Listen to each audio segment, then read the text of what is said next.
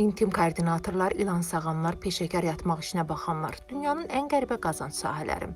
Texnologiya əsrində bir çox sahələrdə insanlar günün əksər hissəsini kompüter qarşısında keçirir və ya standart işləri görürlər. Bununla belə dünyada işinin fərqli ilə seçilən çox sayda insan var. Ölkə az ən qeyri-adi peşələri təqdim edir. İlan sağanlar.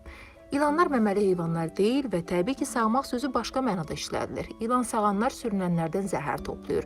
Alınan zəhərlərdən hər il minlərlə insanın həyatını xilas etmək üçün antidotlar hazırlanır. Bu peşənin sahibləri ayda 2-5 min dollar qazanırlar. Heyvan psixoloqluğu da kifayət qədər maraqlı peşədir. Çünki heyvanların duyğuları haqqında bilmədiyimiz çox şey var. İnsanlar kimi heyvanlar da güvənmək, depressiyaya düşmək kimi ortaq xüsusiyyətlərə malikdir.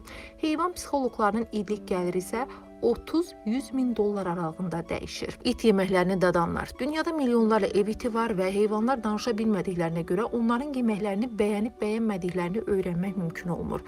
Bunun əvəzinə ev heyvanları üçün degustatorlar var.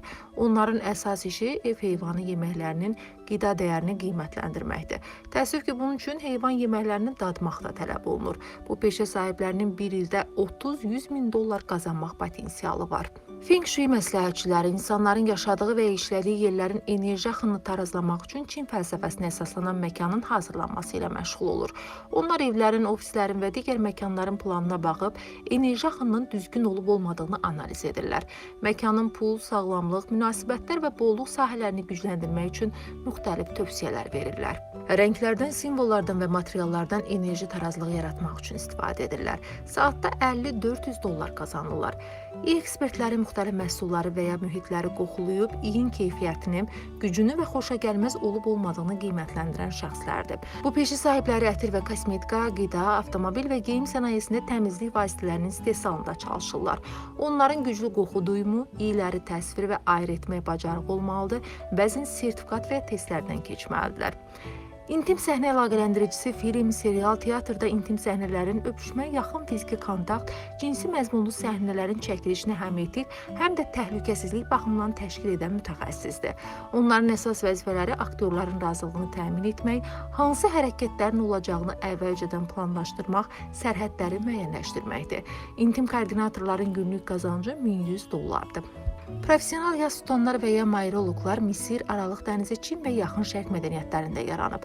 Onlar ölən insan üçün ağlamaq, mərhumun ailəsinə təsəlli vermək və ya təriflər söyləmək üçün hər məclis başına 30-120 dollar qazanırlar. Peşəkar yatan şəxslər, yuxu tədqiqatları aparan laboratoriyalar bu cür şəxsləri işə götürür. Məqsəd yuxu pozuntuları, xoruldama, apne kimi halların öyrənilməsidir. Yuxu zamanı onların beyin dalğaları, ürək döyüntüsü, tənəffüs və digər fizioloji göstəriciləri izlənir. Yataq, döşək və ya yastıq istehsalçıları da məhsullarını test etdirmək üçün professional yatanları işə cəlb edirlər. Bu şəxslərdən uzun müddət rahat şəkildə yatmaq, tədqiqat üçün lazım olan avadanlıqlara qoşulmağa dözümlülük, dəqiq müşahidə bacarığı, bəzən isə səs-küylü və ya işıqlı otaqda yatmaq tələb olunur. Peşəkar yatanlar çalışdıqları yerdən asılı olaraq həftəlik 1000-3500, aylıq 15 min dollara qədər qazana bilirlər.